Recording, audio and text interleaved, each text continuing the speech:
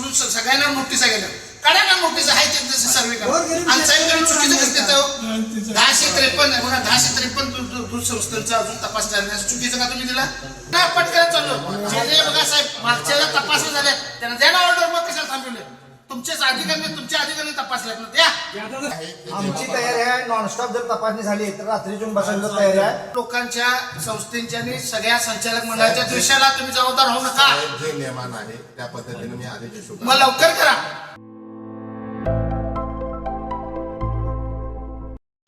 आज आम्ही 1108 दूध संस्थेची सुनावणी ती ताबडतोब सुनावणी व्हावी. जवळजवळ 1108 पैकी 862 दूध संस्थांना सदर जिल्हा दुग्ध यार ऑफिसनं नोटीस दिली होती.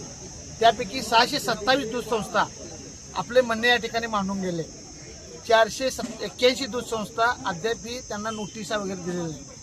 आमची दुग्ध यार साहेबांना ठाकरे साहेबांना विनंती आहे की त्यांना आम्ही या ठिकाणी आलो होतो की त्यांना सांगितले की 27 तारखेपर्यंत आपली जी सुनावणी जी सुरू आहे त्या सुनावणीच्या दरम्यान आत आपली सगळ्या डेअऱ्यांची सुनावणी या ठिकाणी आपण करून उच्च न्यायालयाला सादर करावी.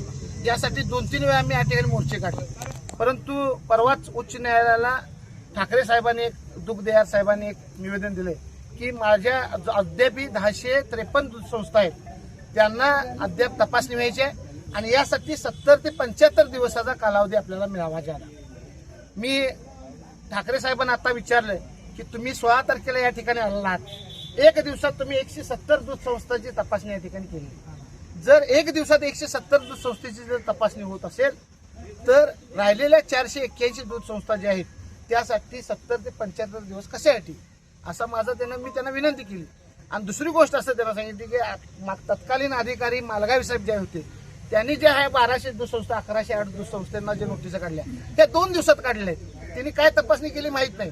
आपण व्यवस्थित तपासण्या करा आणि व्यवस्थित करून या ठिकाणी आम्हाला न्याय द्यायचं काम करा. ह्या दूध संस्था ज्या आहेत त्या दूध संस्था जे गोकुळ दूध संघाला 20 लाख लिटरच्या वर दूध टप्पा पूर्ण करायचा या ठिकाणी जे यशस्वी पाय उचललाय त्यात आमचं 2-3 लाख लिटर दूध आहे.